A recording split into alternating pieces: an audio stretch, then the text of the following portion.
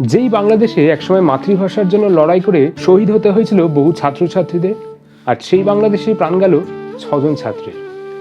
দেশ জুড়ে চলছে আন্দোলন, বন্ধ করে দেওয়া হয়েছে সমস্ত বিশ্ববিদ্যালয়।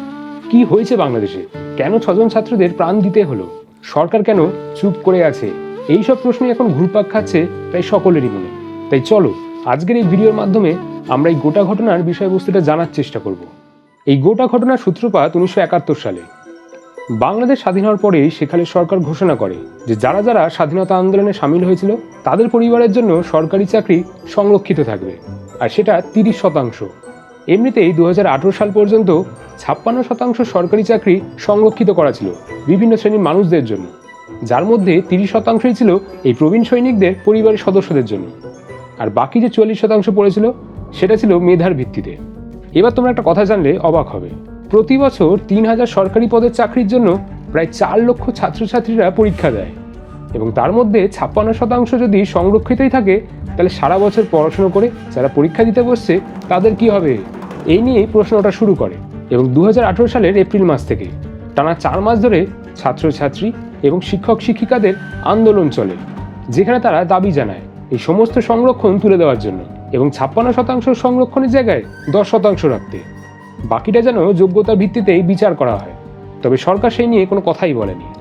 তবে এই আন্দোলন যখন ভয়াবহ রূপ ধারণ করেছিল তখন তৎকালীন প্রধানমন্ত্রী এই সংরক্ষণ তুলে নেওয়ার সিদ্ধান্ত নিয়েছিলেন। তবে 2024 সালের 5ই জুন বাংলাদেশের শীর্ষ আদালত ফের 56% সংরক্ষণ লাগু করতে বলে। বিশেষ করে প্রবীণ সৈনিকদের পরিবারের জন্য 30% সংরক্ষণের বিষয়টা যেন অবিলম্বে রক্ষা করা হয়, এই সিদ্ধান্তই তারা নিয়েছিল।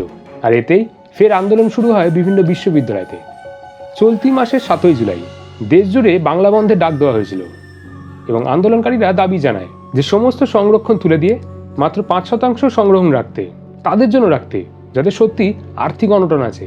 তবে 15ই জুলাই এই আন্দোলন তীব্র আকার ধারণ করে যখন সরকারি পক্ষ এবং বিপক্ষদের মধ্যে সংঘর্ষ শুরু হয়, এবং সেই সংঘর্ষের কারণেই 6 জন ছাত্রসহ আরও কিছু মানুষের প্রাণ চলে যায়।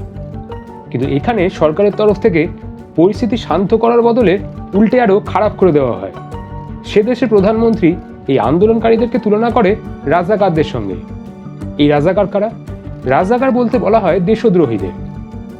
1971 সালে স্বাধীনতা আন্দোলনের সময় যারা পশ্চিম পাকিস্তানের হয়ে লড়াই করেছিল এবং দেশভাগ হওয়ার থেকে বিভিন্নভাবে বাধা দেওয়ার চেষ্টা করেছিল, তাদের সেই দলকে রাজাকার বলা হয়। আর এইবারে প্রধানমন্ত্রী এমন কথা বলাতেই শুধু ছাত্রছাত্রীই নয়, সমগ্র দেশবাসী এগিয়ে এসেছে লড়াইয়ের ময়দানে। আর তার জন্যই আজ এত আন্দোলন। নিউজ হেডলাইন্সে বড় বড় করে লেখা হচ্ছে এই ঘটনার কথা। তাদের দেশে কি নিয়ম লাগু হবে সেটা সম্পূর্ণ তাদের বিষয়, কিন্তু একটা কথা মাথায় রাখতেই হবে যে কোনোভাবেই যেন ছাত্রছাত্রীদের ওপর কোনো আঘাত না আসে। আর এই ভিডিওর মাধ্যমে আমরা এই ঘটনার তীব্র প্রতিবাদ জানাই, কারণ ছাত্রছাত্রীরাই যে কোনো দেশের ভবিষ্যৎ। আমরা আশা রাখি সরকারের তরফ থেকে নিশ্চয়ই একটা ভালো সিদ্ধান্ত নেওয়া হবে, যাতে আর কোনো ছাত্রকে নিজের প্রাণ দিতে না হয়। আমি আজকে চেষ্টা করলাম একদম ছোট করে পুরো বিষয়টাকে তোমাদের সামনে নিয়ে আসার। দরকার পড়লে ভিডিওটা সবার কাছে পৌঁছে দিও এবং সবাইকে এটাই বলো যে সহিংসতা কখনোই কোনো সমাধান হতে পারে না। সমাধান একমাত্র আসে শান্তিপূর্ণভাবে আলোচনা করলে। তোমাদের কি মনে হয় সেটা জানাতে ভুলো না কমেন্ট করে।